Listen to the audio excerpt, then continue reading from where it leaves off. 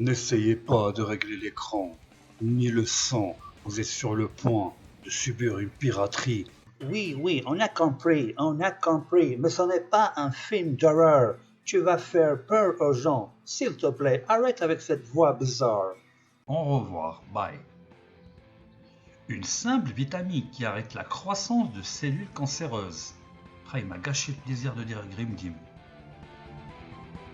Les vitamines K forment un groupe de vitamines liposolubles requises pour les modifications post-traductionnelles de certaines protéines intervenant essentiellement dans la coagulation sanguine, mais aussi dans le métabolisme des os et d'autres tissus. Encore, je suis désolé, franchement, sorry comme on dit, c'est une intrusion.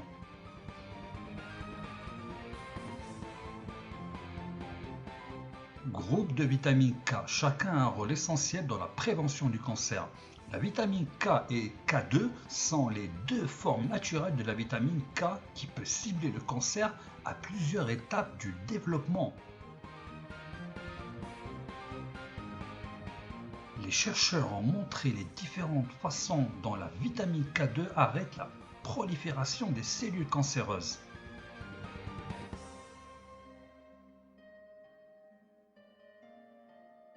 L'action antimorale de la vitamine K est étudiée depuis 1947, mais il a été découvert récemment que différentes formes de vitamine K peuvent effectivement arrêter la croissance des cellules cancéreuses. La vitamine K affecte les tumeurs en modifiant les facteurs de croissance et les molécules réceptrices, ce qui rend les cellules moins capables de stimuler la croissance et la progression des tumeurs. Et autre chose, ça va être un guide complet sur la vitamine K.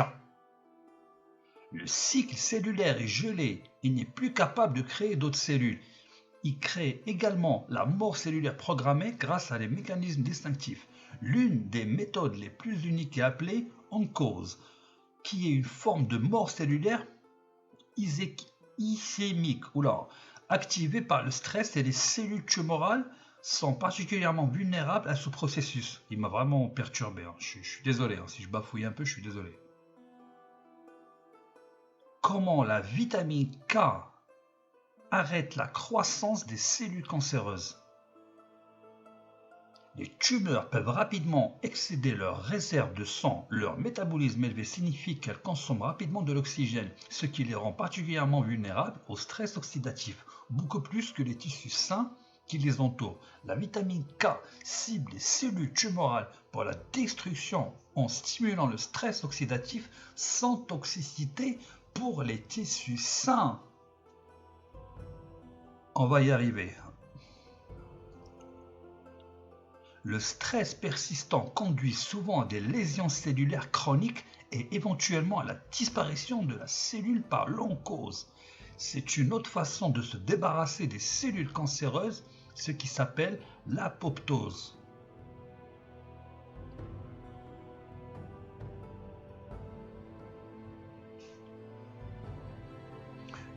Un autre mécanisme unique de la vitamine K récemment démontré dans les cancers des voies biliaires est la leucémie et l'autophagie, dans laquelle les cellules cancéreuses se nourrissent essentiellement en libérant leurs propres enzymes digestives en interne.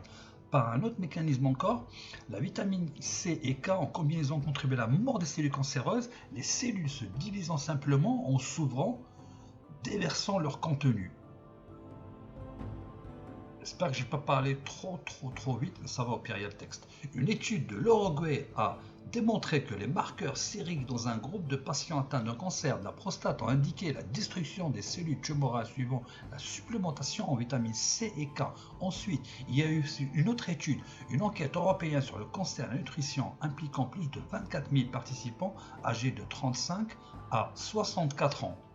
Là, on commence à entrer dans la recherche. Vous allez voir, ça va être intéressant. Au début, je vais vous expliquer ce que c'était la K.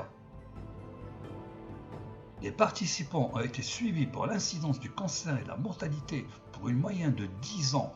Une partie de l'étude a suivi leur rapport alimentaire en vitamine K1 et en K2 au cours de ces années. La composée à l'incidence du cancer et de la mortalité. Ce qui a été trouvé était que la vitamine K2 a été associée à un plus faible risque de contracter le cancer Et si succomber, le bénéfice de l'apport en vitamine K2 a été révélé par une réduction spectaculaire du cancer du poumon, de la prostate, chez les individus de l'étude.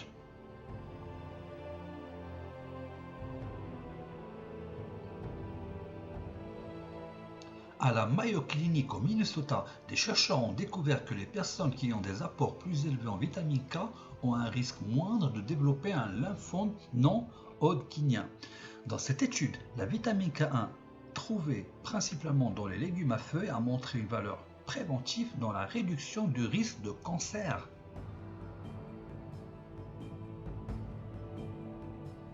Ceux qui avaient les plus hauts niveaux de vitamine K1 avaient 45% de moins de risque de développer cette forme de lymphome. En outre, des chercheurs japonais ont découvert que la vitamine K2 pouvait jouer un rôle dans la prévention du type de cancer du foie causé par la cirrhose virale.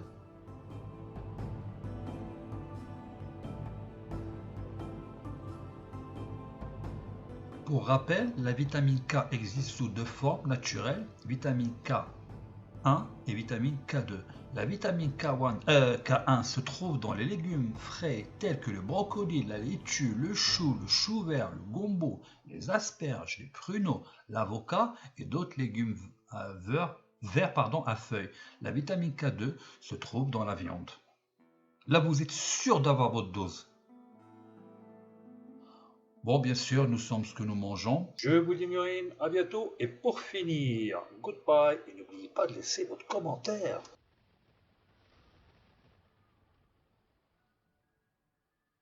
Là, c'est clair, on va me prendre pour un dingue.